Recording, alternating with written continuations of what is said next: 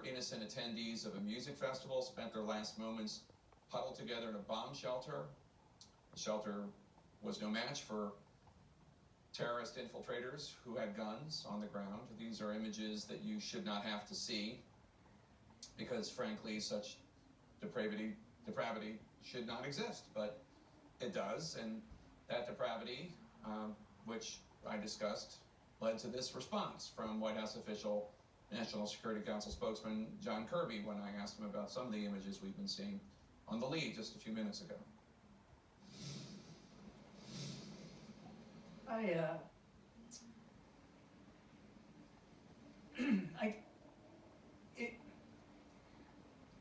Sorry, it's very, excuse me, very difficult to look at these images, and the human cost.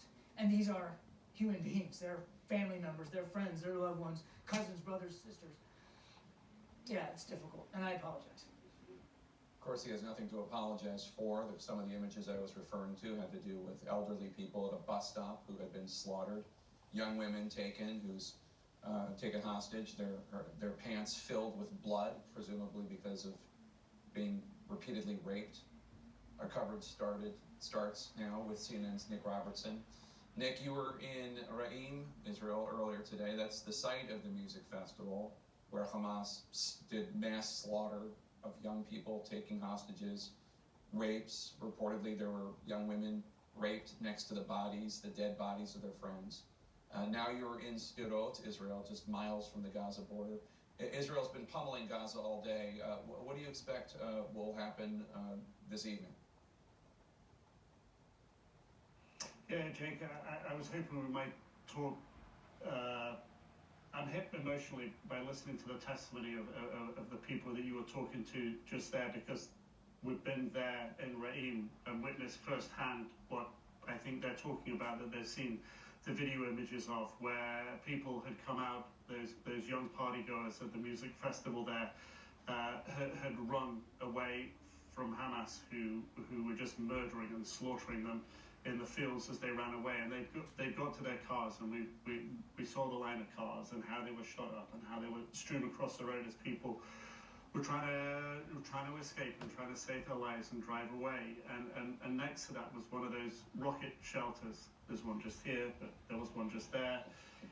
And I went to have a look, and there were torn up shoes outside, and I could see bloodstains. And as I went inside, and this is why I wanted to speak about it now, because being there, I'm trying to be professional, and I'm trying to tell the story and bear witness to the barbarity and the callous, cruel, cold-blooded, calculated killing that Hamas was ripping upon those poor innocent young people.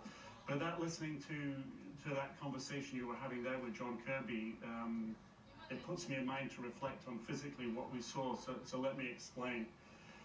Because the smell when you step into the shelter is kind of what hits you first, and you realize that this stuff on the floor is what you fear it is. It's blood, and you realize in an instant, looking at the strewn shell casings on the floor, looking at the bullet holes in the concrete in front of you, and you can understand what happened, that people were used to going to these shelters for safety and security from Hamas rockets. And when Hamas were chasing them, they hoped that there was safety and security in these concrete bunkers. And of course, there wasn't, because we could see what happened. Hamas had gone in there with guns and quite literally shot them. This is a deployment of military hardware going by. I'm going to pause. Had quite literally shot them in calculated cold blood as they were cowering there on the floor, and the blood's on the wall and the blood's on the ceiling and the bullet holes are in the concrete wall, and you know in that instant how horrible and how terrible it was. And your conversation brought that back. But I'm moving on.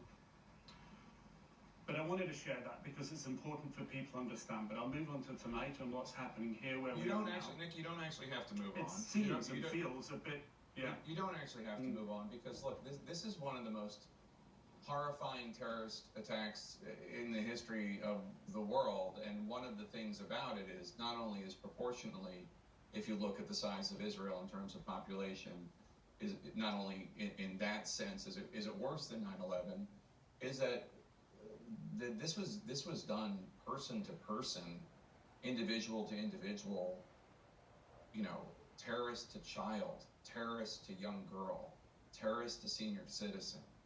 The remarkably up close and personal nature of this barbarism is one of the things that strikes you about it. I mean, terrorism is all horrible, no matter how it's done, whether it's an airplane into a building or a suicide bomber or whatever, it's all awful. But the viciousness, the pure inhumanity of these teams of Hamas terrorists going into these neighborhoods, these towns, these kibbutzim, into this music festival where young people were just trying to listen to music and wreaking this evil upon them. And it was so organized, Jake, that you look at the Hamas vehicles there, and they've all got numbers written on them, and you see the body armor of Hamas lying there on the ground where they've been killed. You see everything's numbered. This was organized. They came in a systematic way and just, as you say, unleashed this barbarism. But when you're standing there in front of it, you understand it, as you do, as John Kirby does, as our audience does. You understand that this was, as you say, face-to-face, utter barbarism and terror in the final moments for those people, and we can only think about their families in this moment.